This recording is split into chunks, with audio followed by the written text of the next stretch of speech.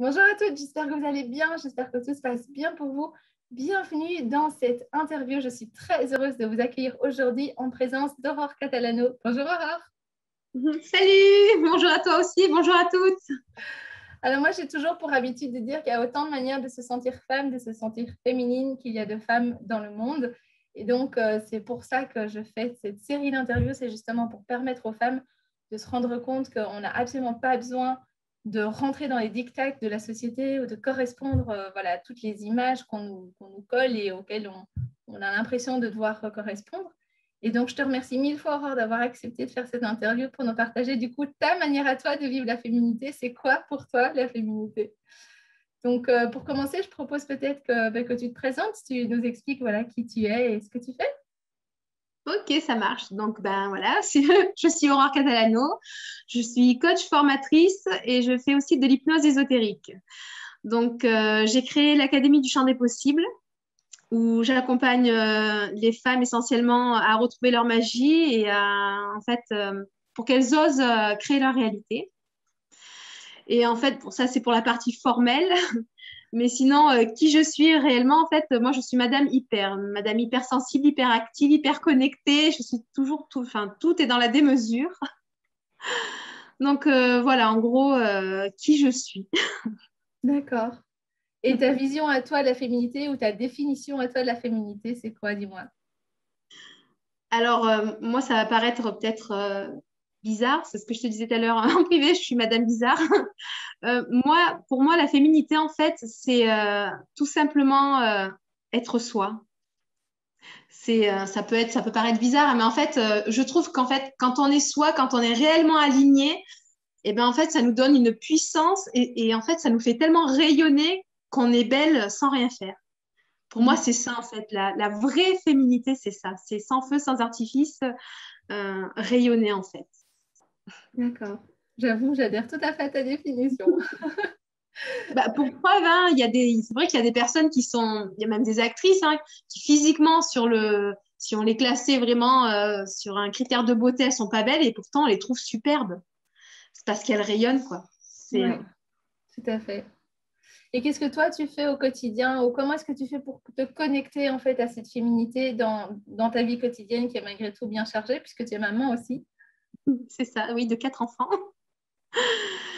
Moi, ce que je fais en fait au quotidien, ben, j'essaye vraiment de rester alignée avec qui je suis et en fait de me dire, même quand je suis pas parfaite, je me dis en gros, je suis parfaite dans mon imperfectitude. Ça, c'est mon credo en fait. Il faut savoir qu'il y a quelques années de ça, j'ai fait un énorme burn-out qui m'a fait prendre plus de 60 kilos en 5 mois. Donc, je suis passée de 63 kilos à 124 en 5 D'accord. mois. Donc, au niveau féminité, ça a été compliqué d'un coup. On ne rentre dans plus rien.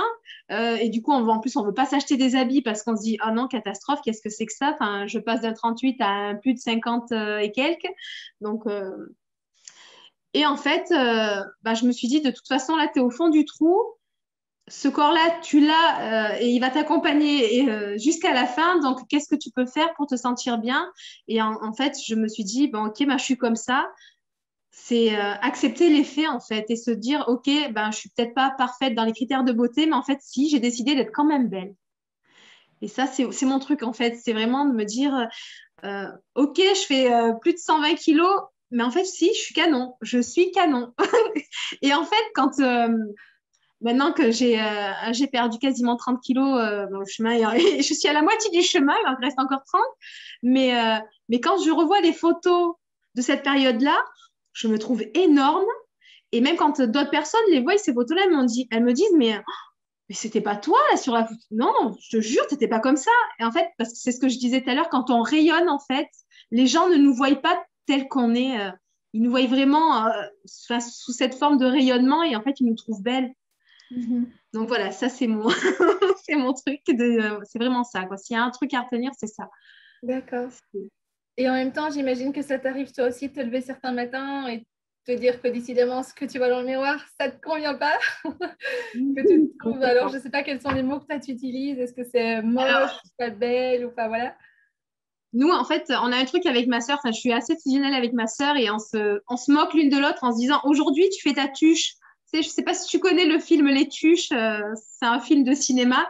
Et en D'accord. gros, c'est une famille où ils sont toujours, tu vois, mal apprêtés. Enfin, et du coup, voilà, c'est quand on est dans notre en bad, tu vois, plutôt vers le fond que vers le haut, c'est ce qu'on se dit. On se dit, allez, arrête de faire ta tuche. Et en fait, ça nous fait rire. Du coup, nous, on se remonte comme ça par l'humour. D'accord. Du coup, quand ça va pas, en fait, ce que je fais, moi, c'est que je me regarde dans le miroir et je me dis, mais enfin, t'en as pas marre de faire cette sale gueule? Rayonne, quoi. Il est où le rayonnement? Allez, hop, on s'y met, on se recentre, on fait son soleil, on fait, il faut faire tout sortir, quoi. Et puis quand vraiment j'y arrive pas, ben là, je prends juste des artifices, comme je disais tout à l'heure. Voilà, le maquillage. Je prends un bain de 2 heures, j'embête tout le monde chez moi parce que je me monopolise la salle de bain. En général, ils savent que je sais que je suis pas au top. Et je me chouchoute, en fait, voilà. D'accord. Et hormis les artifices, est-ce que tu as peut-être des pratiques ou des habitudes quand tu dis de faire sortir justement ce rayonnement pour aller chercher ce que tu as au fond de toi, à l'intérieur, pour justement pouvoir le faire éclore à l'extérieur? Ouais. Alors, j'ai une technique que je fais aussi également dans mes accompagnements, c'est l'hyperprésence. En fait, c'est se recentrer vraiment, ressentir qui tu es et ce que tu as à l'intérieur, en fait. Si tu veux, enfin, pour moi, à l'intérieur de nous et même à l'extérieur se cache notre âme. Et en fait, c'est quelque chose de magnifique, de gigantesque. Et comme très peu s'en aperçoivent, on se rétrécit, on se rapetisse, en fait. Et donc, moi, ce que j'apprends, en fait, c'est vraiment à se reconnecter à soi, à ses sensations, à chercher cette espèce de petite lumière qu'on a à l'intérieur. On peut fermer nos yeux, en fait. En fermant nos yeux, on se met vraiment dans un état second où on ressent tout notre corps. Et d'un coup, dès que vous chopez cette petite lumière, c'est vraiment s'expanser, s'expanser, s'expanser et faire que cette lumière, en fait, elle remplisse la pièce, elle remplisse la ville, elle remplisse vraiment l'univers et en fait, ça vous fait dégager quelque chose de juste magnifique.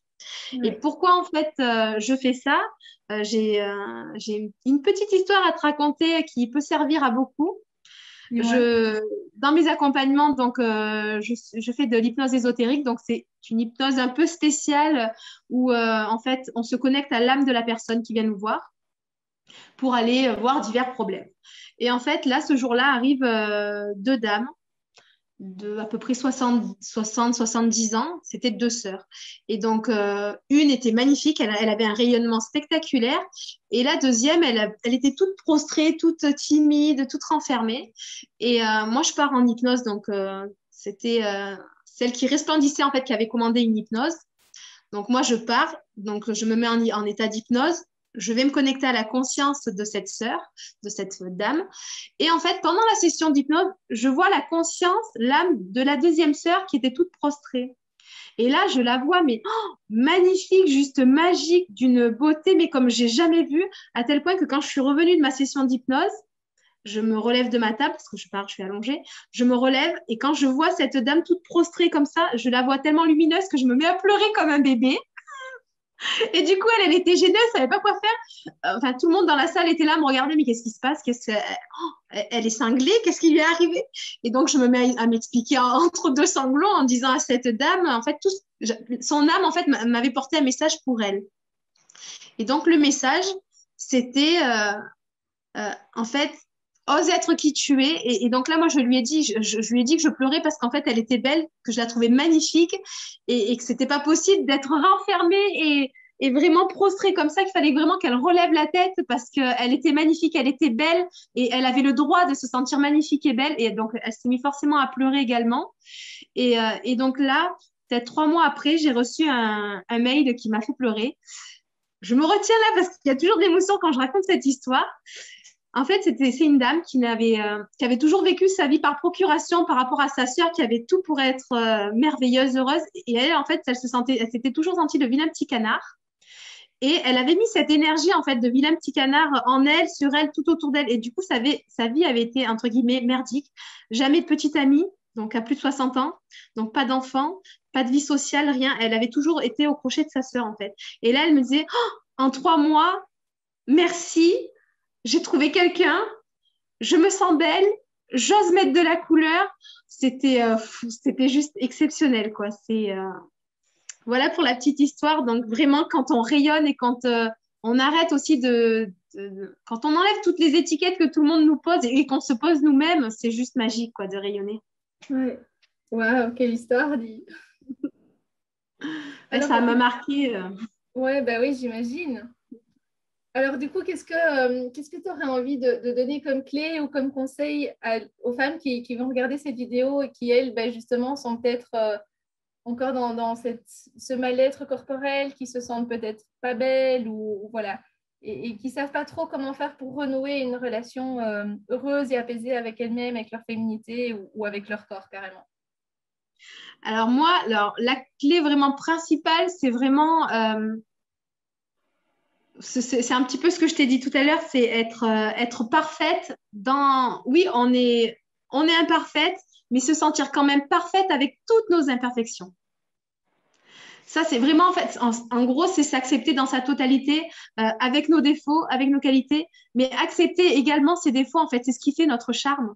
C'est ce Ouais. qui fait qu'on est nous, en fait. Donc, ne pas essayer de les camoufler, les gommer. De toute façon, plus on essaye de les camoufler, plus ils ressortent. Donc, autant y aller cash et les accepter. Tout à fait. Donc, ça, c'est ma première clé vraiment, c'est s'accepter avec ses imperfections, s'accepter dans de toute façon, notre corps, on en a qu'un et il va nous suivre jusqu'au bout.